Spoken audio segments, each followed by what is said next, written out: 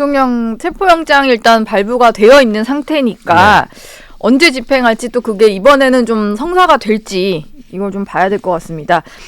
내일은 헌법재판소에서 첫 변론기일이 예정이 되어 있어서 네.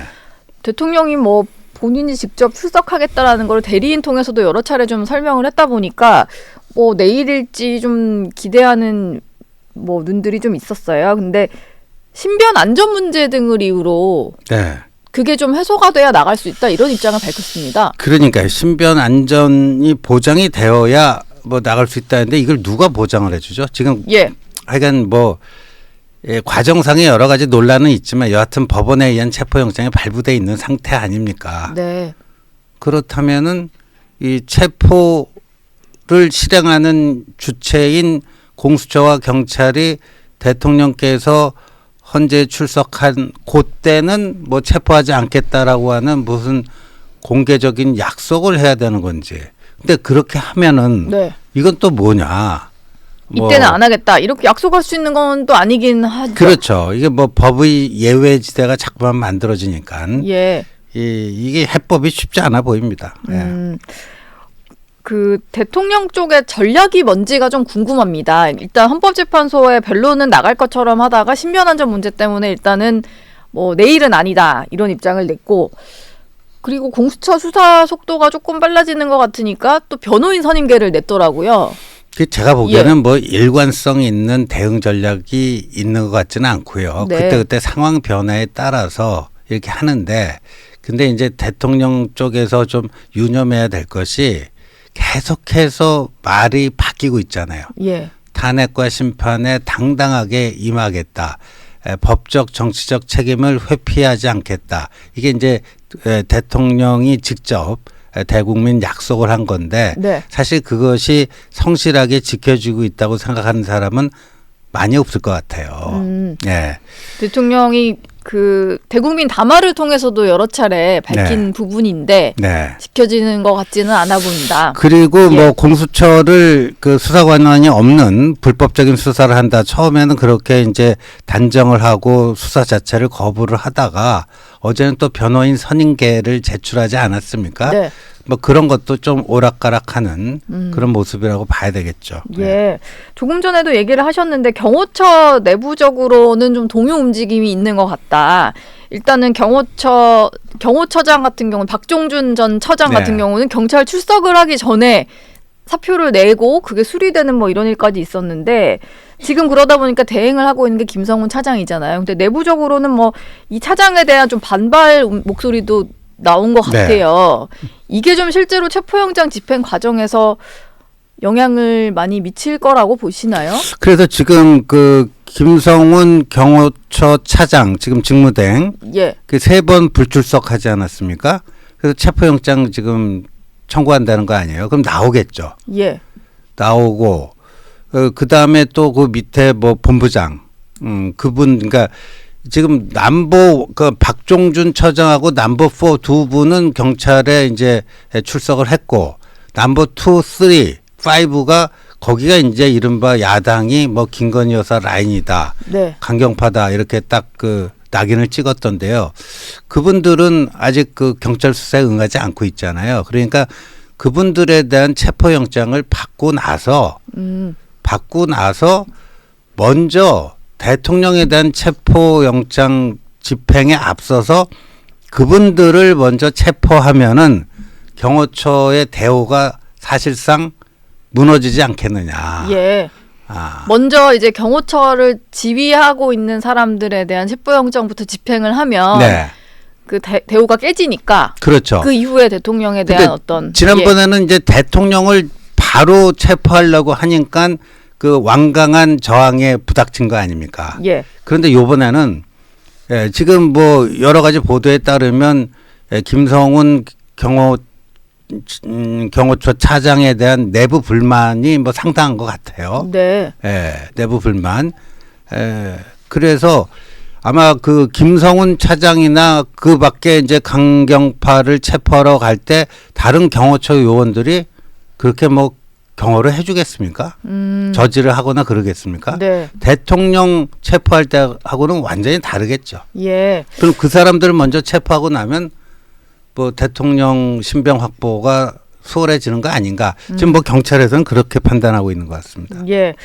근데 지금 대통령의 어떤 체포영장 발부된 상태라서 뭐 집행을 해야 되는 법적 절차대로 진행을 해야 되는 건 맞습니다만 예전에 박근혜 전 대통령이랑 비교를 해보면 그때도 현직 대통령 신분에서는 검찰에 출석하지는 않았었고 그 헌법재판소에서 파면된 이후에 네. 나갔었잖아요. 그러다 보니까 대통령 측은 계속해서 현직 대통령 신분으로서의 체포는 좀 옳지 않다 뭐 이런 주장인 것 같고 근데 그 관저 앞에 모여 있는 시민들 입장에서는 또 이제 대통령 체포를 반대하는 시민들 입장에서는 그 논리가 좀 먹히는 것 같기도 하고 이렇단 말이에요. 근데 그때는 이제 내란 혐의가 없었고, 예. 그러니까 재임 기간 중 불소추 특권이 적용이 되던 때였고, 지금은 내란죄 때문에 적용이 안 되는 거기 때문에 상황 자체가 다른 게 한 가지가 있고요. 두 예. 번째는 대통령께서 여하튼 그 불소추 특권이 적용되지 않은 내란 혐의로 본인이 이제 소환을 받고 있기 때문에 여하튼 그 공수처에서 3번 출석 요구할 때까지 아예 무반응이었거든요. 예. 그것도 제가 봐서는 좀 전술적인 실수였다. 뭔가 성의 있게 대하고 오히려 공수처가 할 게 아니라 뭐 경찰을 통해서 뭐 한다든가 뭐 하면은 뭐 성실히 응할 용의가 있다든가 뭔가 이랬어야 되는데 3번 할 동안 아무런 반응도 나타내지 않고 있다가 예. 막상 이제 액션에 들어가려고 그러니까 그때 뭐가 이제 반응이 나왔잖아요. 그런 것도 조금 그때랑 좀 다른 것 같습니다. 오늘 아침에 대통령 SNS를 봤는데 글이 하나 올라와서요. 그거를 좀 소개를 좀 해드릴까 합니다. 그동안 대통령이 메시지를 냈던 것들이 몇 번 있긴 있었는데 뭐 관저 앞에 집회 참가자들에게 뭐 서면으로 한 장 나온 것도 있었고 오늘은 미국 산불과 관련해 가지고 글을 올렸더라고요. 그건 좀 어떤 의미로 해석해야 됩니까? 아침 시간에 또 올렸고 이게 뭐 6시 좀 넘은 시간에 7시 좀 넘은 시간에 올린 것 같아요. 예. 예, 지난번에 이제 무안공항 사고가 났을 때도 페북 메시지를 올렸기 때문에 그게 뭐 연장선상으로 볼 수도 있고 뭐 LA에는 또 우리 교민들이 굉장히 많지 많이 않습니까? 살죠. 예. 근데 저도 저 페북 메시지 다 읽어봤는데 뭐 한미 동맹 이런 것들 굉장히 귀중하다. 네. 뭐 이런 강조를 하고 있는데 조금 뭐 마음 한구석이 좀 불편한 것은 지금 요번에 비상계엄으로 어저께 미국 백악관의 그 셜리번 국가안보 보좌관도 한국의 비상계엄은 명백히 잘못된 조치였다. 예. 그 한미 동맹을 굉장히 불편하게 만들고 뭐 단순한 불편함을 넘어서 일시적으로 상당한 위기 국면으로 몰아넣은 게 맞거든요. 네. 그러니까 비상계엄을 통해서 한미 동맹이 뭐 다시 이제 복원이 되고 신뢰관계가 회복이 됐습니다만 그렇게 한 거는 좀 안 맞잖아요. 본인이 좀 한미동맹에 대한 우려를 일으켜 네. 놓고 이런 네. 메시지 쓰는 거에 대해서 조금 앞뒤가 안 맞는다는 좀 그런 느낌을 지울 수가 없습니다. 예. 뭐 관저 안에서 어쨌든 아직은 권한이 정지된 상태지만 대통령이기 때문에 지금 뭐 해외 상황에 대해서도 글을 좀 오늘 냈던 것 같고요. 국회에서는 지금 어떻게든 좀 이게 해법을 찾으려는 움직임 같긴 한데 여당에서도 특검과 관련한 수정안을 오늘 의총에서 좀 논의를 할 것 같습니다.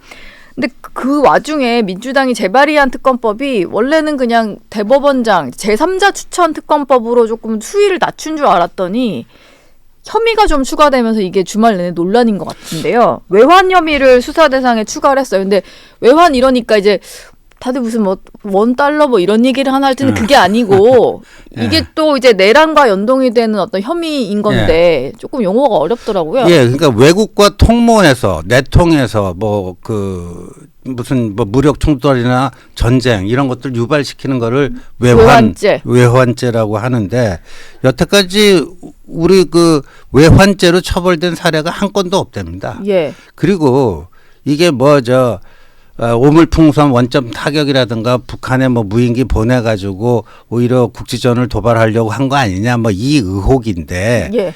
그렇게 되려면 북한이 외국이어야 돼요.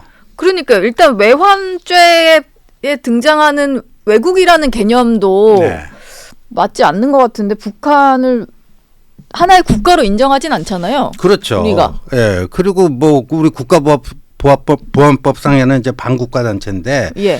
이건 한마디로 근데 그런 의혹 제기는 뭐 정치인들은 가능한데 근데 저는 이게 뭐 또 이것도 민주당 측에서 치명적인 또 자충수를 둔 것 같은데 그 대북 확성기 그다음에 우크라이나의 무슨 그 전투 요원이 아니라 신문 요원 좀 파견 검토했던 거. 네. 그 우크라이나 우리가 파병을 했나요? 안 했잖아요. 파병 안 했죠. 예, 그냥 뭐 그 북한군 포로가 잡히면은 우리 가서 뭐 이렇게 신문하고 하는 그런 예. 정보팀을 좀 보낼 것인가 검토하다 만 건데 네. 그거랑 뭐 그 대북 확성기라든가 뭐 대북 전단 이런 거를 전반적으로 다 하겠다는 거는요. 이거는 우리 안보를 한마디로 파괴하겠다는 거고 2021년이었습니까? 이른바 김여정 하명법에 대해서 대북 전단 금지법 민주당이 그때 통과시켰는데 이게 헌법재판소에서 위헌 결정 났잖아요. 표현의 자유를 심각하게 제약한다고. 예. 네. 그런 그 과오가 있는데 이걸 이렇게 한다는 것은요. 한마디로 뭐 김정은 기쁨조를 자처하고 나서는 꼴이다. 예. 김정은 기쁨조를 자처하는 꼴이다. 근데 저는 궁금한 것이 뭐 내란죄를 놓고도 국민의힘에서도 일단 반발을 하긴 했습니다만 그 부분으로 일단 수사가 진행되고 있잖아요. 이미 네. 수사기관들에서. 근데 굳이 왜 이렇게 논란에 외환죄까지 추가를 하는 특검법을 내야 하는지 이게 좀 궁금한데요. 그러니까 아마도 예. 이제 민주당에서는 이제 내란 혐의만 가지고는 뭔가 이제 더 자극적인 그 이렇게 앞으로 쭉쭉 진도 나가게 하는 그 추진력이 좀 약하다고 판단한 것 같아요. 아, 이게 앞으로 조기 대선 국면으로 갈 경우에 예. 계속해서 뭔가 충격파를 여건에 줘야 하는데 예. 그게 좀 부족해 보인다. 그래서 예. 이 죄를 좀 추가했다 이렇게 보시는 거예요? 지금 그 정동영 의원이 민주당 내란 특위 외환 유치제 진상조사 단장을 맡고 있잖아요. 예. 이분이 이렇게 얘기했어요. 12.3 쿠데타는 내란하고 외환 유치 양방향으로 진행됐다. 내란죄도 엄중하지만 외환죄는 천인 공노할 범죄다. 이렇게 얘기했어요. 그러니까 내란죄보다 외환죄가 더 무겁다. 그 말 자체는 맞는데 그러니까 이거를 사실상 단정을 하는 거거든요. 네. 내란 수괴라고 윤석열 대통령을 낙인을 찍었잖아요. 예. 지금 수사가 진행 중인 상황입니다. 네. 그리고 본인들은 정작 헌법재판소 탄핵 심판에서 형법상 내란죄는 철회하겠다고 했잖아요. 빼자고 했잖아요. 예. 그래놓고 이거는 또 그렇게 나가면서 이제 내란죄 플러스 내란죄보다도 더 무거운 외환죄로 이걸 또 압박을 하겠다는 건데 그러니까 민주당 전략이 뒤죽박죽이에요. 헌법재판소에서는 내란죄 빼자고 그러고 형사 여기 수사 과정에 있어서는 이제 외환죄까지 더하자고 그러고. 네. 예. 그러니까요.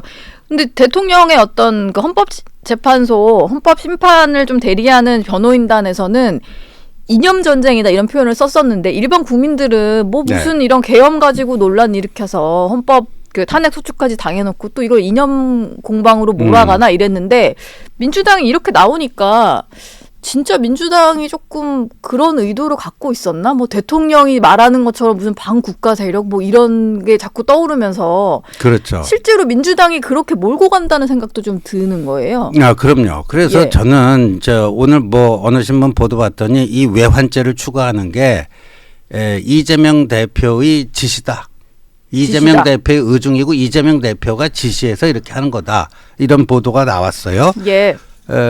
근데 그게 맞는 보도 같아요. 지금 저도 이제 들리는 소리가 12월 3일 계엄과 12월 14일 대통령 탄핵 이후에 이재명 대표가 오히려 더 급해졌다. 네. 아, 그래서 평상시보다도 주변에 좀 신경질적인 반응을 더 많이 보이고 있다. 뭐 이런 얘기들이 있는데 그런 조급함과 초조함이 자충수를 두는 거예요. 계속해서. 계속해서. 예. 근데 이거 저는 지난 주말에 말이죠. 이제 그 뭐 목요일, 금요일 그 MBS 조사, 한국갤럽 조사 나오면서 지지율이 거의 다 붙어버렸다. 계엄 전으로 돌아갔다. 예. 그런데 저 국민의힘 김민전 의원의 그 백골단 소동으로 인해서 그것도 치명적 자충수거든요. 국민의힘에게는 그렇죠. 예. 뭔가 반전의 계기가 생겼어요. 네. 반전의 계기가 생겼는데 그걸 받아 먹어야 될 거 아니에요. 반사이득을 챙겨야 될 거 아니에요.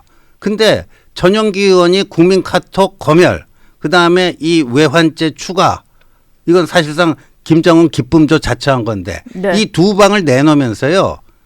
오히려 그게 다 상쇄가 돼버리고 오히려 이게 더 크게 부각이 되는 국면으로 좀 가고 있는가. 그러니까 예. 이 전국 관리 능력이 좀 안 되는 것 같아요. 민주당이. 그러니까 사실 비상계엄 사태가 벌어지고 네. 신속하게 2주 만에 뭐 대통령 탄핵 소추안 가결까지 좀 이끌어내고 네. 그 이후에는 오히려 약간 안정감 있게 국정 운영을 할 수 있는 능력을 보여주면 됐을 텐데 그렇죠. 너무 조급하게 나오니까 이게 아니 본인의 사법 리스크 때문인가 뭐 이런 생각이 계속 들 정도로 그렇게 생각이 될 수밖에 없습니다. 지금. 예.